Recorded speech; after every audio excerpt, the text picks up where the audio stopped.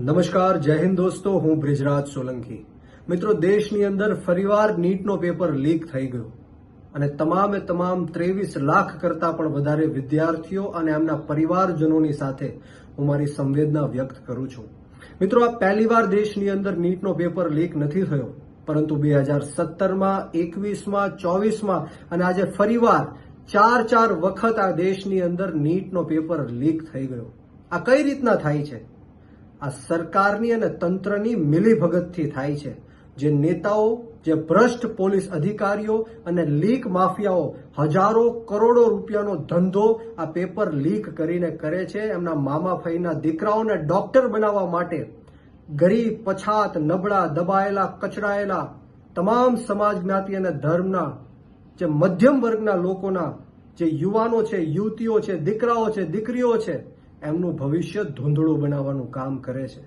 મારે તમને આજે પૂછવું છે કે 2017માં જે પેપર લીક થયો, 21માં થયો, 24માં થયો, એના ક્યાં છે ગુનેગારો? આરોપીઓ ક્યાં છે? એક પણ ગુનેગાર કે આરોપી જેલની પાછળ નથી. ત્યારે મારે તમને કહેવું છે કે હવે આત્મા જગાડવાનો સમય આવી ગયો છે. આ લોકો એક પેપર સરખી રીતના લઈ નથી શકતા. કઈ રીતના સરખી રીતના સરકાર ચલાવશે, આ દેશને ચલાવશે? ત્યારે હું 100% એવું માનું છું કે સદંતર આ સરકાર નિષ્ફળ ગઈ છે. ત્યારે યુવાનોએ મેદાનમાં આવવું પડશે. આ શહીદ આઝમ સરદાર ભગતસિંહનો દેશ છે. શહીદ સુખદેવ અને રાજગુરુને માનવાવાળા આપણે યુવાનો છીએ. ત્યારે ક્યાં સુધી આપણે જિંદાબાદ, મુર્દાબાદના નારાઓ લગાડશું? ક્યાં સુધી આવેદન, નિવેદન, લડેંગે જીતેંગેના નારાઓ લગાડશું? આપણે સવે રોડ રસ્તા ઉપર આવીને આંદોલન કરવું પડશે. અને આ સરકાર સીધી રીતના નહીં માને.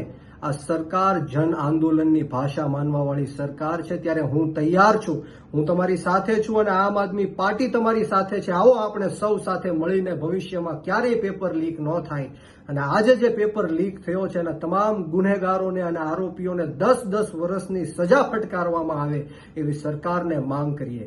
અને ગુજરાતની અંદર પણ 2014થી લઈને 24 સુધીમાં 34 પેપરો લીક થયા. યુવાનો, જરા વિચારો, આપણું ભવિષ્ય કેવા લોકોના હાથમાં છે. ત્યારે આપ સૌને હું વિનંતી કરું છું કે આપણે સૌએ આપણી આત્મા જગાડવાની છે. જે રીતના નેપાળની અંદર ક્રાંતિ થઈ એ જ રીતના ગુજરાતની અંદર અને આ દેશની અંદર યુવાનોએ ક્રાંતિ કરવાની જરૂર છે. જય હિન્દ, જય ભારત, જય જય ગરવી ગુજરાત.